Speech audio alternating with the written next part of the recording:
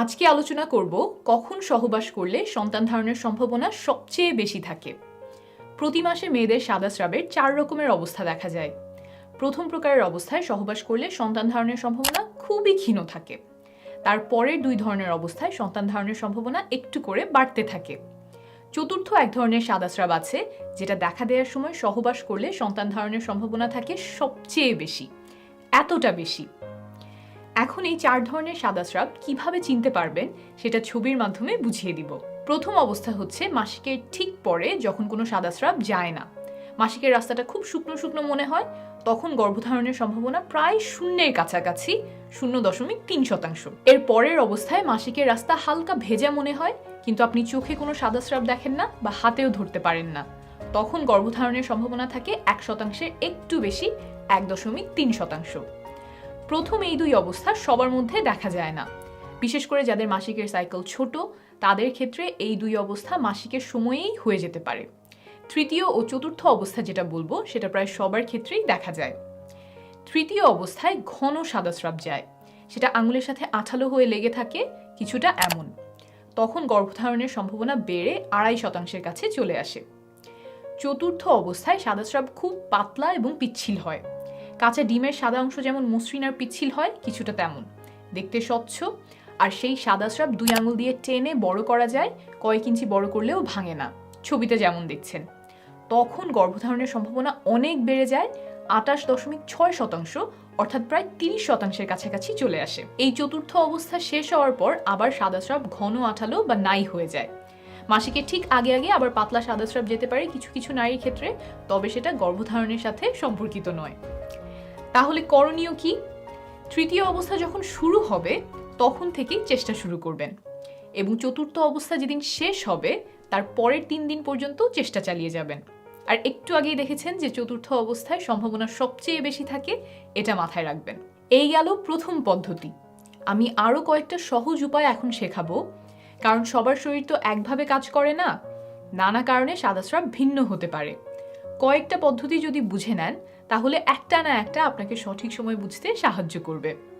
দ্বিতীয় পদ্ধতিতে চলে যাই, এটা হলো শরীরের তাপমাত্রা মাপা। মাসিকের সময়ে আর মাসিকের পর পর শরীরের তাপমাত্রা কিছুটা কম থাকে। যখন ডিম্বাশয় থেকে ডিম্বাণু বের হয়, অর্থাৎ ডিমটা ফোটে, তখন একজন নারীর শরীরের তাপমাত্রা খানিকটা বেড়ে যায়। না মাপলে এটা সাধারণত বোঝা যায় না, কারণ খুব সামান্য পরিমাণে বাড়ে, 0.2 ডিগ্রি সেলসিয়াস বা 0.4 ডিগ্রি ফারেনহাইটের মতো। আপনি যদি প্রতিদিন শরীরের তাপমাত্রা মাপতে থাকেন তাহলে কখন বেড়ে গেল সেটা আপনি ধরতে পারবেন। এই ক্ষেত্রে একটা রুল মনে রাখবেন, 6-এর পরে 3, টানা 6 দিন কম তাপমাত্রার পরে টানা 3 দিন বেশি তাপমাত্রা থাকতে হবে। একদিন তাপমাত্রা এসে সেটা আবার চলে গেলে তা হবে না, সেটা মানসিক চাপ বা অন্য কোনো কারণে হতে পারে। এই যে টানা বেশি তাপমাত্রা শুরু হলো, এটা শুরু হওয়ার 3য় দিন পর্যন্ত ফার্টাইল উইন্ডো থাকে। এই বেশি তাপমাত্রা যত দিনই থাক, ধরে নেবেন 3 দিন পরে ফার্টাইল উইন্ডো শেষ। কিছু নিয়ম মেনে তাপমাত্রা মাপতে হবে, যখন তখন মাপলে হবে না। কখন মাপবেন? ঘুম থেকে ওঠার পরে কোনো কিছু করার আগে বিছানায় থাকা অবস্থাতেই তাপমাত্রা মাপবেন। প্রতিদিন একই সময় মাপতে চেষ্টা করবেন, অর্থাৎ নিয়মিত একই সময় ঘুম থেকে ওঠার অভ্যাস করতে হবে। বিছানার কাছেই থার্মোমিটার রেখে দিবেন। আবার আমরা অনেকেই বগলের নিচে তাপমাত্রা মাপি, এখানে সেটা করলে হবে না, মুখের তাপমাত্রা মাপতে হবে। থার্মোমিটার জিহ্বার নিচে রেখে মুখ বন্ধ করবেন। জ্বর মাপার সাধারণ থার্মোমিটার দিয়ে মাপলে এত সূক্ষ্ম পরিবর্তন বোঝা যাবে না, ডিজিটাল থার্মোমিটার ব্যবহার করবেন। বিভিন্ন ফার্মেসিতে অল্প খরচেই এটা কিনতে পাওয়া যায়। এই পদ্ধতিতে ফার্টাইল উইন্ডো কখন শুরু হয় বোঝা যায় না, তবে কখন শেষ হচ্ছে সেটা বোঝা যায়। তাহলে এটা কিভাবে কাজে লাগাবেন? একটু আগেই যে সাদা স্রাবের পদ্ধতি বুঝিয়েছিলাম সেটা ব্যবহার করে সাদা স্রাব যাওয়া যেদিন শুরু হয়েছে সেদিন থেকে চেষ্টা শুরু করবেন, আর এই পদ্ধতিতে তাপমাত্রা বাড়ার 3য় দিন পর্যন্ত চেষ্টা চালিয়ে যাবেন। তাহলে গর্ভধারণের সবচেয়ে সম্ভাবনাময় সময়টুকু কাজে লাগানো হলো। পরের পদ্ধতিতে যাওয়ার আগে একটু বোঝাই কেন মাসের একটা সময়ে সন্তান ধারণের সম্ভাবনা এত বেড়ে যায়। একজন নারীর শরীরে 2টা ওভারি বা ডিম্বাশয় থাকে। প্রতি মাসেই এখানে একটা করে ডিম্বাণু পরিপক্ক হয়। যখন ডিম্বাণু পরিপক্ক হয়ে যায় তখন সেটা খোলস ভেঙে ওভারি থেকে বের হয়ে ঢোকে ফ্যালোপিয়ান টিউব বা ডিম্বনালীতে। এই ঘটনাকেই আমরা ডিম ফুটে বেরিয়ে আসা বলি। যে ডিম্বাণুটা বের হয়ে আসলো এটা এখন সন্তান ধারণে সক্ষম। ফ্যালোপিয়ান টিউব বা ডিম্বনালীতে যদি পুরুষের শুক্রাণু আগে থেকেই এসে বসে থাকে তাহলে সেটা ডিম্বাণুর সাথে মিলিত হয়, আর ডিম্বাণু এবং শুক্রাণুর মিলন হলেই কেবল তা গর্ভধারণে সক্ষম। যদি শুক্রাণু মিলিত না হয়, ডিম্বাণু একা একা জরায়ুতে এসে পৌঁছায়, তাহলে তার কয়েকদিন পরে জরায়ু তার গায়ের মোটা প্রলেপ ঝেড়ে ফেলে, সেখান থেকে রক্তক্ষরণ হয়। এই ঘটনাকেই আমরা বাইরে থেকে মাসে মাসে ঋতুস্রাব বা মাসিক হিসেবে দেখে থাকি।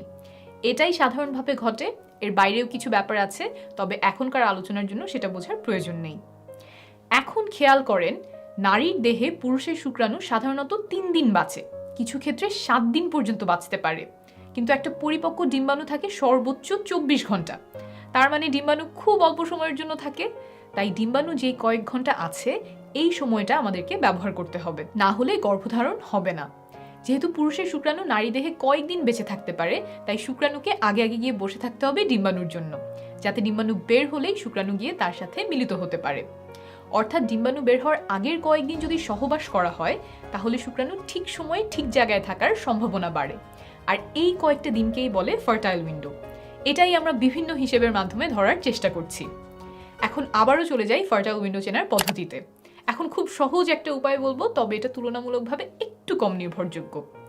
এই পদ্ধতি ব্যবহার করবেন যদি আপনার মাসিক নিয়মিত হয়। একদম কাটায় কাটায় 1 মাস পরপর মাসিক হতে হবে এমন না। যদি 26 থেকে 32 দিন পরপর মাসিক হয়, তাহলে এই পদ্ধতি ব্যবহার করতে পারবেন। এই পদ্ধতি অনুযায়ী মাসিক শুরু হওয়ার পর 8 নম্বর দিন থেকে 19 নম্বর দিন পর্যন্ত আপনার ফার্টাইল উইন্ডো।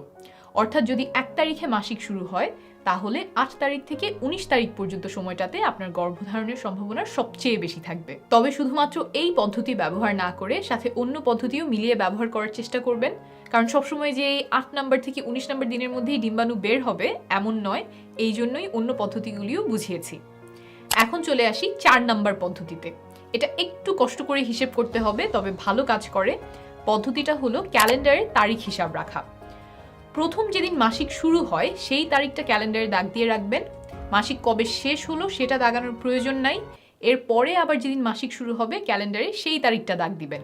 এই 2টা তারিখের মধ্যে যত দিনের পার্থক্য, সেটাই আপনার মাসিকের সাইকেলের দৈর্ঘ্য। ধরেন আপনার মাসিক শুরু হলো 1 তারিখ, তারপর আবার মাসিক হলো সেই মাসেরই 29 তারিখ। তাহলে 1 তারিখ থেকে সাইকেল শুরু হয়েছে, 28 তারিখে শেষ, 29-এ আবার নতুন সাইকেল শুরু। তাহলে এবার আপনার সাইকেল ছিল 28 দিনের। এভাবে অন্তত 6 মাস ধরে আপনার মাসিকের হিসাব রাখতে হবে। সবগুলোর দৈর্ঘ্য হয়তো একই হবে না, কোনোটার আসবে 33 দিন, কোনোটার 26 দিন। যখন 6টা দৈর্ঘ্য আপনি পেয়ে গেছেন, তার মধ্যে সবচেয়ে লম্বা আর সবচেয়ে ছোট সাইকেল দুটো আপনি নেবেন।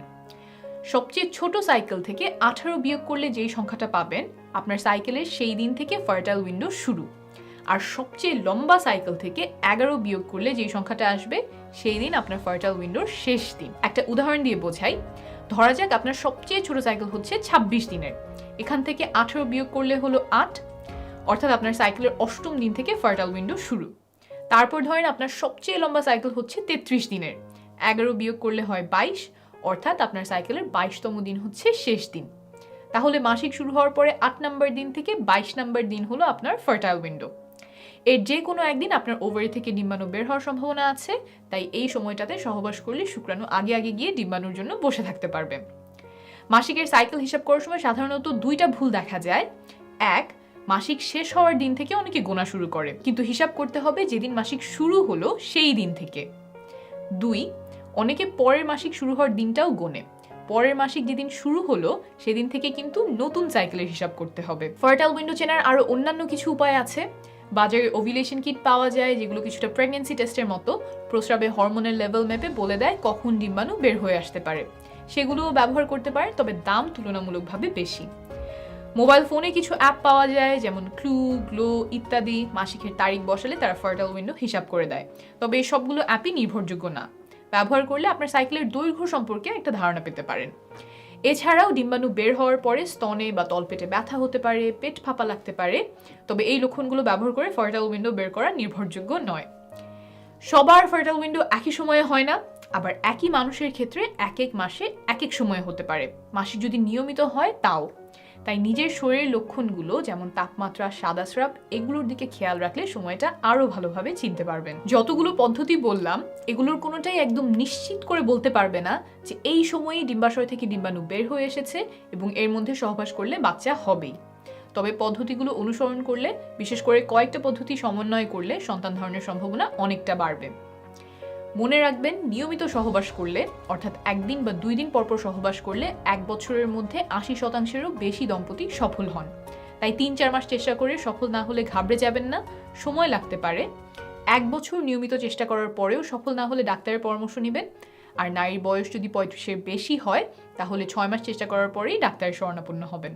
আপনার সফলতা কামনা করছি।